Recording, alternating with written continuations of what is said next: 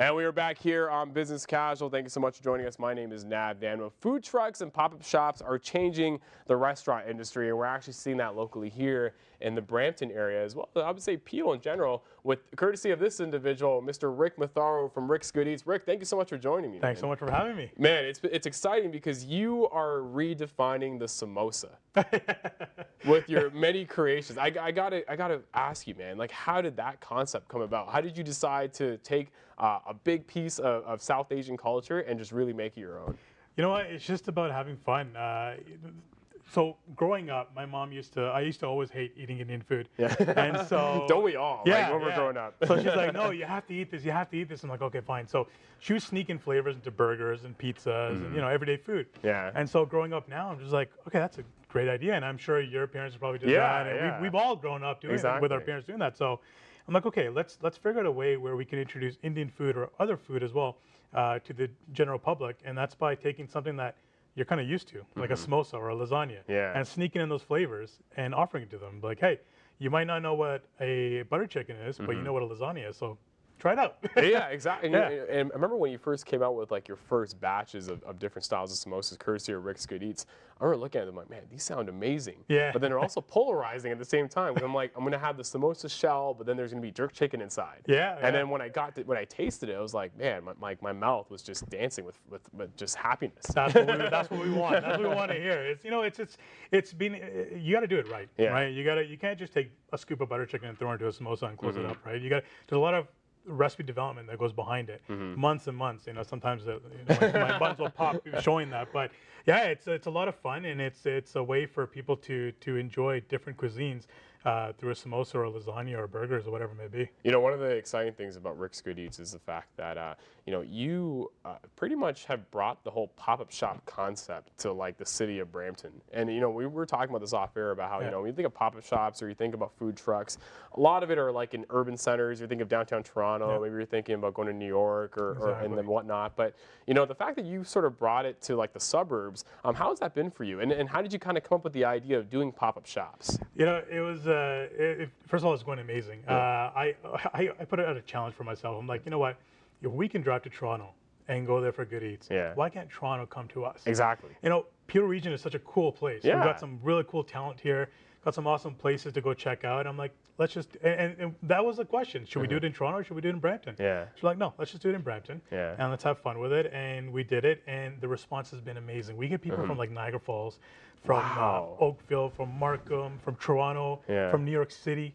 Like people that are coming into the city, they'll call me. I'm like, Rick, we're here. We want to try your samosas. So you're telling me the Brampton Tourism Board needs to give you an endorsement? Exactly. I need one of those signs off the highway that says Rick's Good Eats, turn left. No, exactly. Because if you think about it, the fact that they're traveling to a city like Brampton to try this wonderful food, it goes to show you just, how important a role food plays in people's lives. Yeah, I mean, it creates conversation, and you learn more about a culture through food.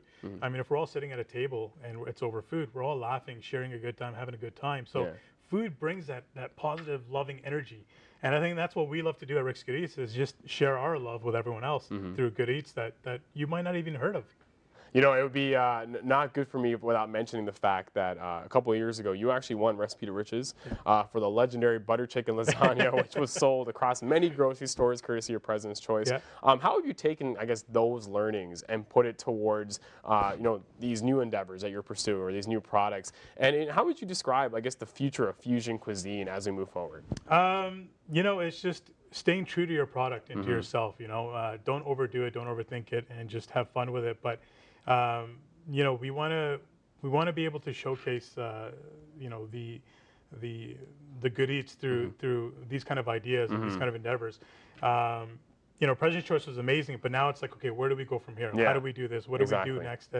And how do we take it to that next level, right? Yeah. But yeah, just having fun with it. That's great. Yeah. That's awesome. And actually, it's worth mentioning the fact that you actually, when you started the idea, or I guess, of these samosas, was it like a made-to-order model that you initially had, where you would just do a call it on social media, and then from there, did the pop-up shops kind of just happen gradually? Yeah. So funny story. So when we first started it, when we actually first started Rick's Good Eats, it was like, let's put it a call on WhatsApp. Okay. So family, friends, 80, 100 people, that's it, right?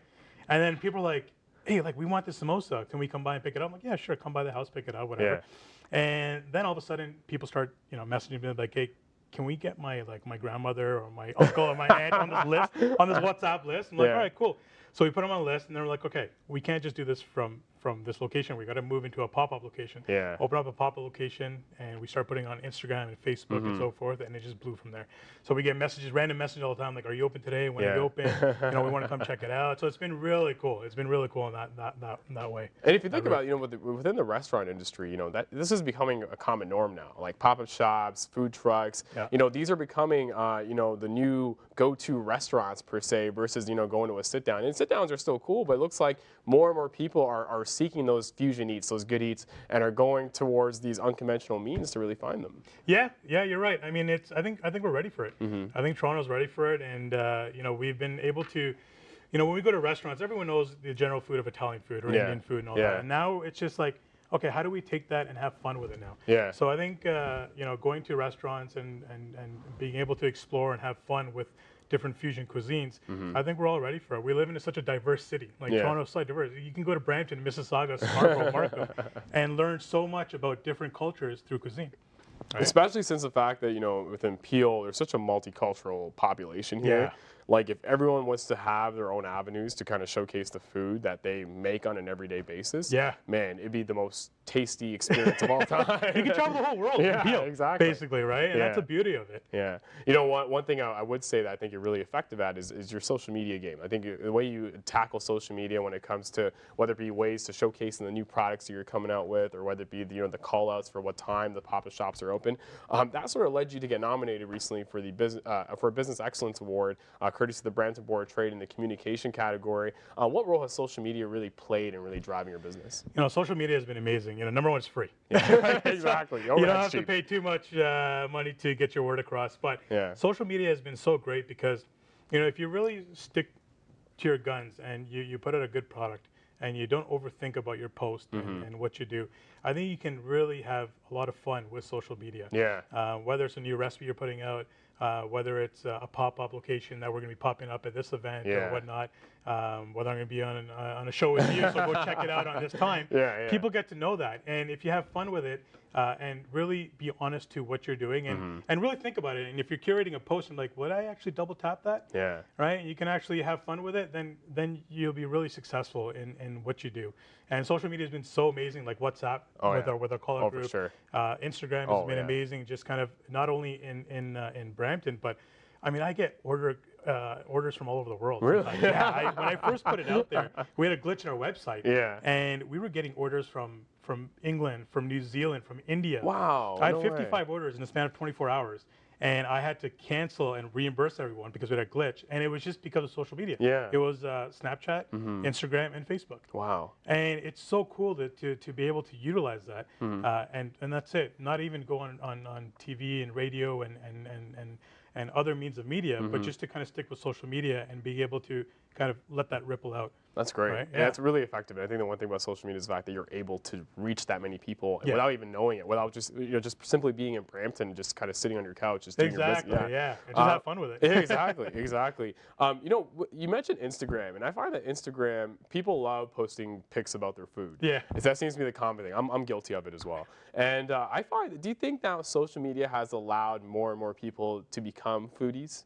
Yeah, I think everyone these days is a foodie. It's a beautiful thing. I think it's amazing. Because when I first met you, I knew you were a foodie. Yeah. So I really wanted to ask this question because I'm just like, you were like the original foodie. So how do you feel about all of us now becoming foodies? I love it. I love it. It creates discussion, and you get to have fun with it. But one thing I'll say this is, everyone takes pictures of their food, but if you're halfway into your meal, don't take a picture, right? Like just think about it. Take it before, there's gonna be a mess on the table. Just have fun with it. But no, I'm just kidding. I think it's great. I think it's a great way to create discussion and have fun with your food and share different cuisines out there. So we get a lot of tags when people eat butter chicken samosa or jerk chicken samosa. Excellent. And I get a bunch of comments like, wait, what is this? Yeah. What's a samosa? Some people don't know what a samosa is. Yeah. Or holy smokes, I've never heard of a jerk chicken samosa. Yeah. Where do I get my hands on this? So it's more than just a picture. It's learning and kind of